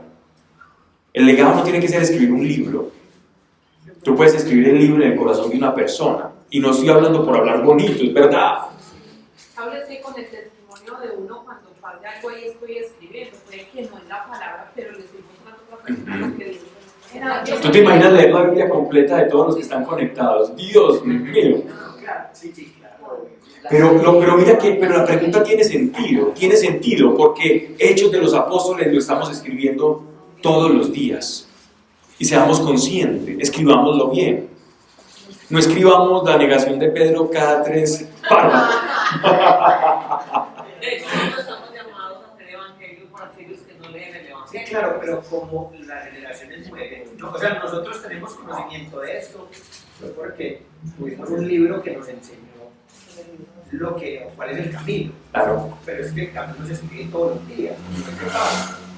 Pablo, pero yo tengo una pregunta respecto a Pablo el malito. Lo esencial ya lo tenemos. Lo esencial ya lo tenemos. Todo lo necesario para la salvación está aquí consagrado. Ya los otros lo seguimos haciendo nosotros. Eso era lo que yo iba a mencionar, es decir, yo no he encontrado algo en mis 33 años y en lo que... Estás de muy buena edad.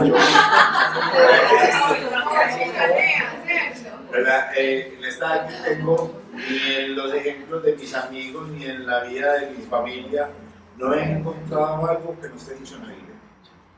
Entonces, por eso yo lo digo, o sea, cualquier cosa que nosotros vayamos a escribir respecto a los pecados, respecto al comportamiento, respecto a la familia, respecto a etcétera, ya está en la Biblia. Total. ¿Nosotros qué hacemos? Lo ampliamos a través del filtro de nuestra vida. Nosotros somos como un espejo que proyectamos lo que está aquí consagrado. Pablo, es que, como dice también la Biblia, pues yo Van a regañar porque nos estamos yendo por la rama. pero es que dice que, pues, el cielo y la tierra pasarán, pero su palabra nunca pasará. Y esa palabra se ha escrito en nosotros y no pasa. Venga, siéntese acá, todos ya venga. Has hecho la discusión de la Yo creo que de pronto le puede dar una luz a lo que él está diciendo, porque dice: si el primer pacto hubiera tenido defectos, no habría sido necesario reemplazarlo con un segundo pacto. Pero cuando Dios encontró defectos en el pueblo, dijo: se acerca el día del Señor y que hará un nuevo pacto con el pueblo de Israel. Este pacto no será como el que hice con sus antepasados, cuando los tomé de la mano y los saqué de la tierra de Egipto. Ellos no permanecieron fieles a mi pacto, por eso les di la espalda, dice el Señor. Pero este es el nuevo pacto que haré con el pueblo de Israel ese día, dice el Señor. Pondré mis leyes en su mente y las escribiré en su corazón. Yo seré su Dios y ellos serán mi pueblo.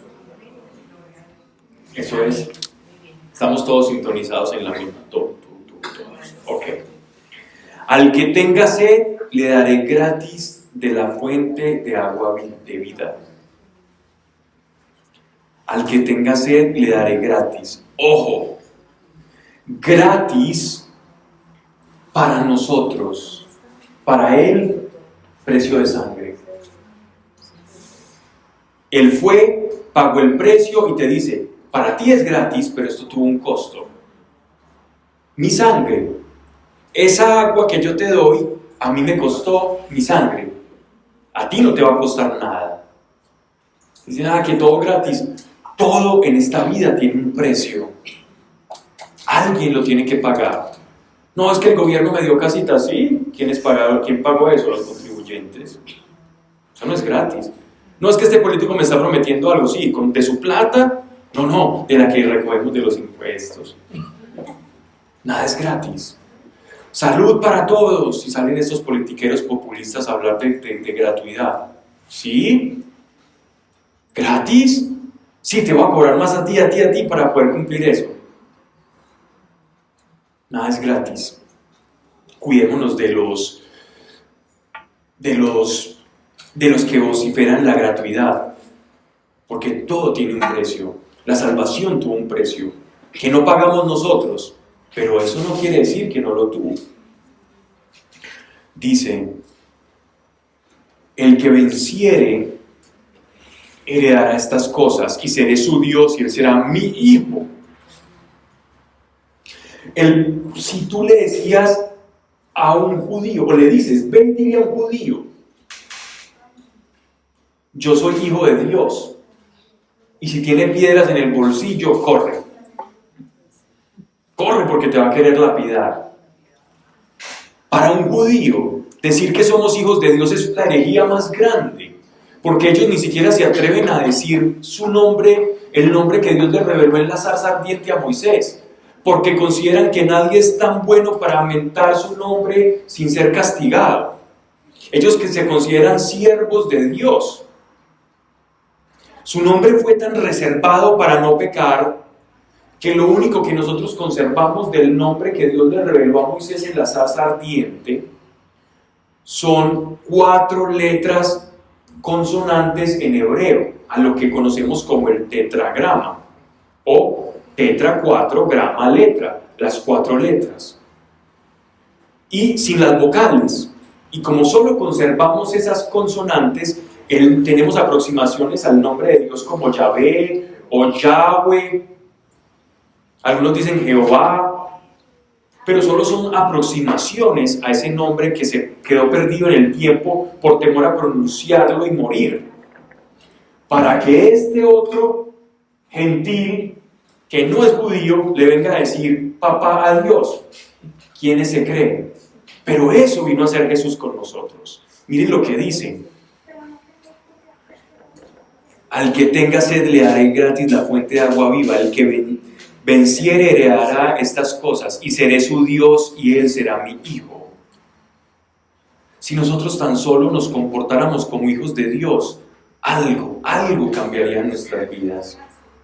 Si pasamos de la mentalidad de siervos a la mentalidad de hijos, el nivel de confianza e intimidad con Dios es maravilloso.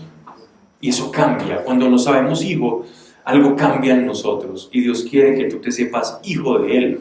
Y como hijo, si me apuras, hasta conchudo puede ser. Porque si hay alguien conchudo, es un hijo. ¿Quién tiene hijos acá? Yo. Y te pide permiso para abrir la nevera, para acostarse. No. Al contrario. María Conchita le digo yo. Sí, María Conchita, creo que. Ahí está. Porque se sabe hija, y como hija actúa, y nos hace falta un poquitico de eso con Dios.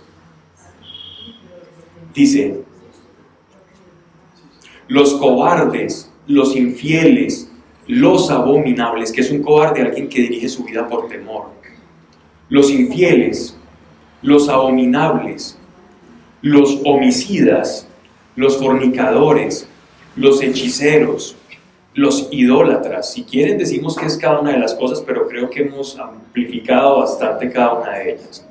Por cierto, idolatría es todo aquello que yo pongo por encima de Dios. Y todos los embusteros o mentirosos no tendrán parte en el estanque, y todos los embusteros tendrán su parte en el estanque que arde con fuego y azufre, que es la segunda muerte. Ese estanque que arde es una naturaleza que no se acopla a la naturaleza de Dios. La naturaleza que no se acopla a la naturaleza de Dios tiene por ingrediente el sufrimiento, y no porque Dios quiera que sufra, sino porque esa naturaleza le impide ser feliz. Le impide ser feliz. Y en el mundo espiritual, no estar acoplado a Dios es sufrimiento. Pablo, iban a estarnos que Todos estos, no están escritos en el libro de la vida también. ¿qué son ellos? Una manera de decir los que no están en el escrito es decir estos, los que su naturaleza es hacer estas cosas. Porque lo que refleja tu naturaleza es la forma que tú vas a tener en el reino espiritual. Por eso el Espíritu Santo trabaja arduamente en cambiarnos la naturaleza. Porque, bien, capítulo 21, verso 9. Vino uno de los 7 ángeles, pensé que íbamos a terminar hoy. Vi uno de los 7 ángeles que tenían las 7 copas, llenas de las 7 últimas plagas, y habló conmigo y me dijo: ven y te mostraré la novia, la esposa del Cordero, o sea, la iglesia. Porque el Cordero ya había llegado, estaba en la puerta. Recuerden cómo llegaba el novio a casa de la novia. Entonces está en la puerta y Juan fue uno de esos pegajosos que estaban en el cortejo nupcial y entonces el ángel abre la puerta para que vea cómo es la novia. Me llevó en espíritu, aunque a un monte grande y alto. Hablo, pero ¿para qué era la copa? No, que era el ángel que portaba, era el mismo ángel. Lo identificó, este era el que portaba las copas que simbolizaban las cosas que van a pasar. Ven y te mostraré la novia, la esposa del Cordero. Me llevó en espíritu a un monte grande y alto. Cuando en un sueño o en una referencia en la Biblia vean el monte alto, significa un lugar santo, significa santidad. En hebreo, el monte alto es conocido como Shaddai, el Shaddai, el Dios del monte alto. Es un nombre con el que se le conocía a Dios en el Antiguo Testamento, el Shaddai, el Dios del monte alto, o sea, el Dios inaccesible. Y llevó a Juan allí y me dijo, alto, y me mostró la ciudad santa, Jerusalén, que descendía del cielo de parte de Dios, que tenía la gloria de Dios. Su brillo era semejante a la piedra más preciosa, como la piedra de jaspe pulimentada. Tenía un muro grande y alto y 12 puertas, y sobre las 12 puertas 12 ángeles y nombres escritos, que son los nombres de las 12 tribus de los hijos de Israel.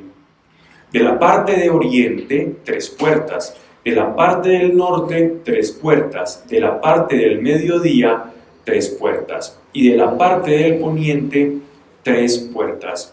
El muro de la ciudad tenía 12 hiladas y sobre ellas los nombres de los 12 apóstoles del Cordero. Es decir, este templo está simbolizando una estructura que representa el antiguo pacto y el nuevo pacto.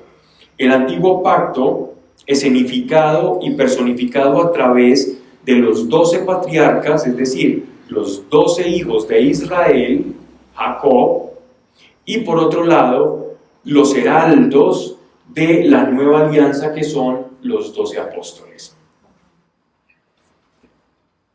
El que habla conmigo tenía una medida, una caña de oro para medir la ciudad, sus puertas y su muro. ¿Vale? Este es muy semejante, este libro tiene estrecha relación con el libro de Ezequiel, donde se nos dan las medidas del templo. La ciudad estaba asentada sobre una base cuadrangular y su longitud era tanta como su anchura. Midió con la caña la ciudad y tenía 12.000 estadios, siendo igual su longitud, su latitud y su altura, es decir, 12 por 12 por 12. Midió su muro, que tenía 144 codos, medida humana que era la del ángel. Es decir, el ángel estaba utilizando métrica que se utilizaba en el contexto de arquitectura humana. Su muro era de jaspe y la ciudad era oro puro, semejante al vidrio puro. Y las hiladas del muro de la ciudad eran de todo género de piedras preciosas. La primera de jaspe, la segunda de zafiro, la tercera de calcedonia, la cuarta de esmeralda, la quinta de sardónica, la sexta de cornalina, la séptima de crisólito, la octava de berilio, la novena de topacio, la décima de crisoprasa, la undécima de jacinto y la duodécima de amatista. Todas piedras preciosas muy conocidas en el mundo grecorromano. Miren, ¿por qué esto de las piedras preciosas? En el antiguo Israel, los sacerdotes, yo creo que esto lo vimos acá incluso con un proyector, ¿verdad? ¿Cierto? Sí. En el antiguo Israel, los judíos, los sacerdotes tenían un pectoral. Ese pectoral tenía 12 piedras preciosas, ¿cierto? Cada una de las piedras preciosas significaba una de las tribus de Israel. Entonces, en este caso, simplemente es que en el nuevo templo está representando el cumplimiento a cabalidad y que todos esos símbolos que veíamos extraños en el pasado tienen relación con la emancipación, con la liberación, con el cambio de naturaleza del ser humano. Lo que nos está diciendo Juan acá es que todo lo que se anunció en el pasado, en realidad nos estaba hablando de la restitución universal del estado en el cual la creación de Dios vuelve a tener empatía, intimidad y comunión perpetua y perfecta con el Creador. Todo esto nos habla y nos dirige hacia allá. ¿Qué significa la amatista? ¿Qué significa el jaspe? Nos podemos quedar ahí hablando de eso.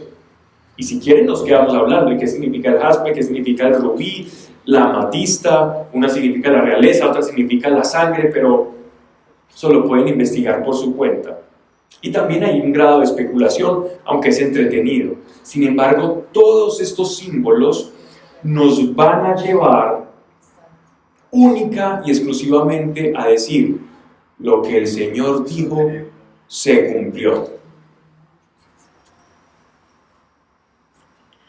Las 12 puertas eran 12 perlas, cada una de las puertas era una perla y la plaza de la ciudad era de oro puro, como vidrio transparente.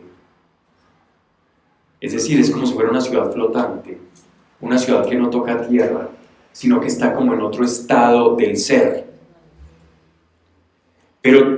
Pero templo no vi en ella, pues el Señor Dios Todopoderoso con el Cordero era su templo. ¿Para qué templo? Si nosotros estamos habitando en su presencia, ya no había necesidad de reconciliar, de hacer oblaciones y sacrificios. Si Él ya está ahí, ¿para qué? Hacer acciones para acercarnos, si Él es lo que respiramos. La ciudad no había menester de sol ni de luna que la iluminasen. Es decir, no estamos hablando de una locación planetaria, por decirlo así, porque la gloria de Dios la iluminaba y su lumbrera era el Cordero. No, es demasiado tenso. Ay, no. Miren esto, esta asociación que está haciendo el apóstol Juan. Dios es la luz y la linterna es Cristo. Eso es lo que está diciendo.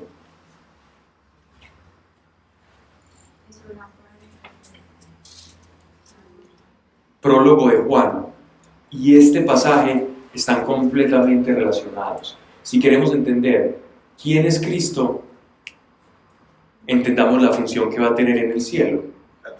Él no va a estar saludando por allá: hola, ¿qué tal? Ya me conociste, hola, ¿qué tal? Mucho gusto. Va a ser más que eso, va a ser más sorprendente para nosotros cuando nos encontremos con Él. Y miremos a quién nos queríamos parecer. Y Él se va a encargar allá, sino acá un poco también, porque lo está haciendo cuando estemos allá y nos va a mostrar: mira qué tan parecido te hice a mí. Y yo no sé qué va a pasar en ese momento, pero toda rodilla va a caer. Voy a dejar acá para que terminemos. Ah, eso no queda un poco. El Cordero. Terminamos pues, ok.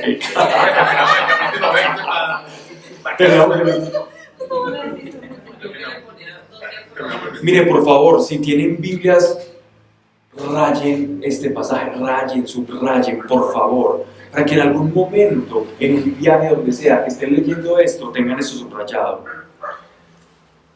La ciudad no había menester de sol ni de luna que la iluminasen, porque la gloria de Dios la iluminaba y su lumbrera era el Cordero. Su lámpara era el Cordero. Si quieres saber quién es Jesús, no tenemos que ir más lejos. No tenemos que leer todos los tratados de San Agustín, maravillosos, pero aquí está, muy claro.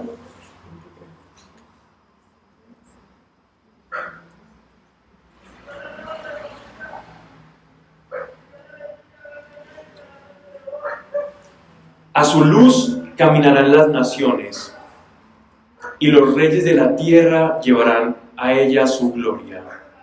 Sus puertas no se cerrarán de día, pues noche allí no habrá, y llevarán a ella la gloria y el honor de las naciones. En ella no entrará cosa impura, ni quien cometa abominación y mentira, sino los que están escritos en el libro de la vida del Cordero. y me mostró un río de agua de vida, clara como el cristal, que salía del trono de Dios y del Cordero. Estará en ella, y sus siervos le servirán, y verán su rostro, y llevarán su nombre sobre la frente. Nosotros no tenemos cualquier marca. No habrá ya noche, ni tendrán necesidad de luz de antorcha, ni de luz del sol, porque el Señor Dios los alumbrará y reinarán por los siglos de los siglos. Reinarán. Reinarán.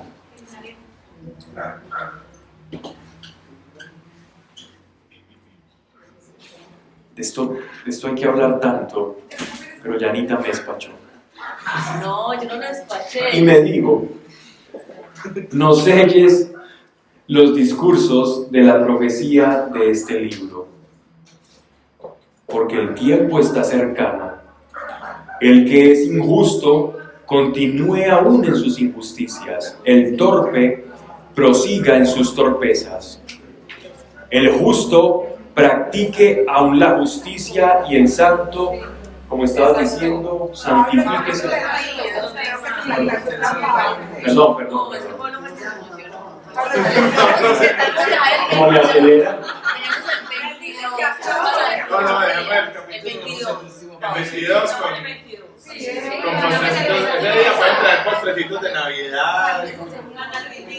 Eso. Entonces terminamos ahí. Sí, claro. Ah, ok. Ya. Bien. Esto es esperanza. Sí, miren, esto no es mentira.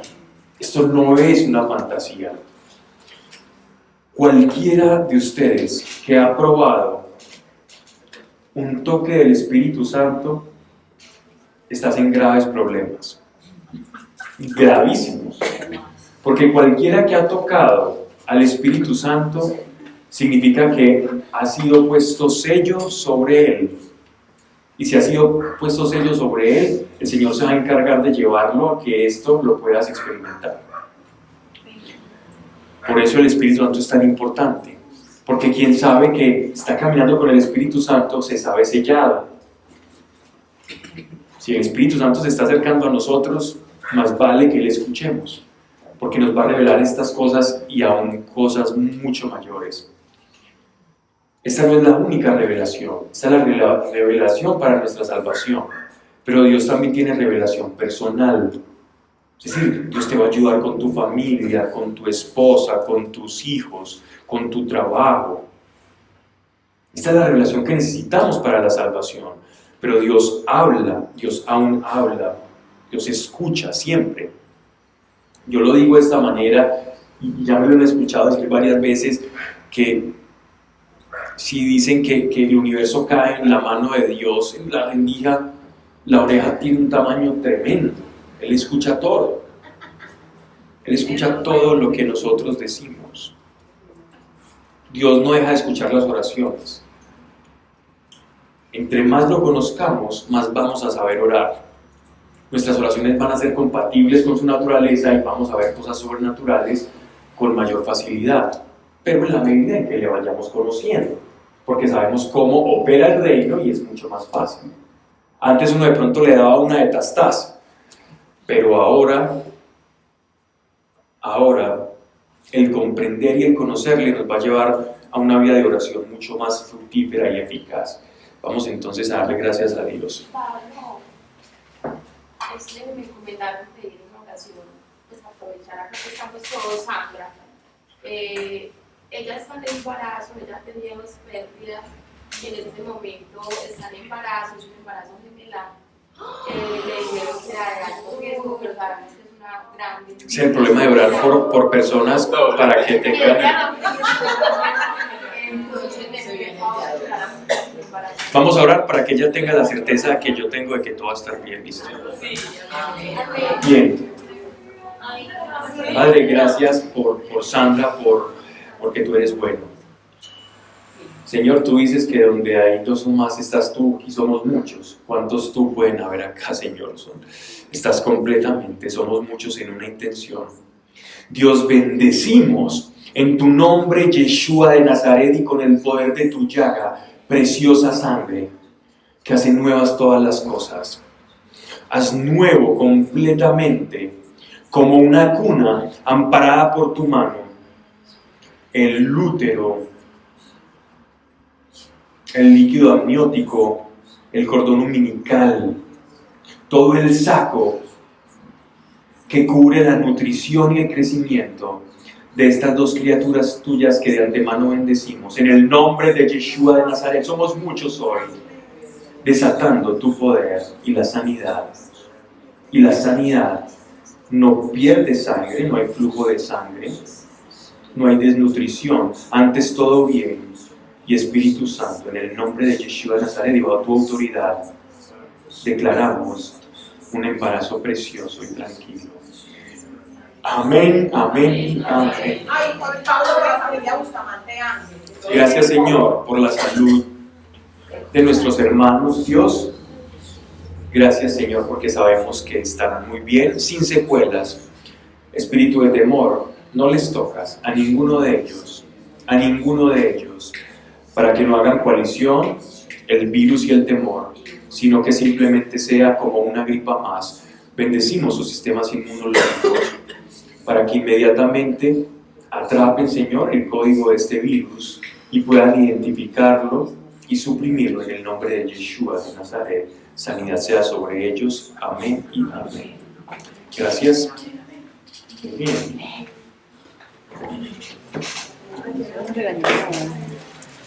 Sin preocupar. Ya me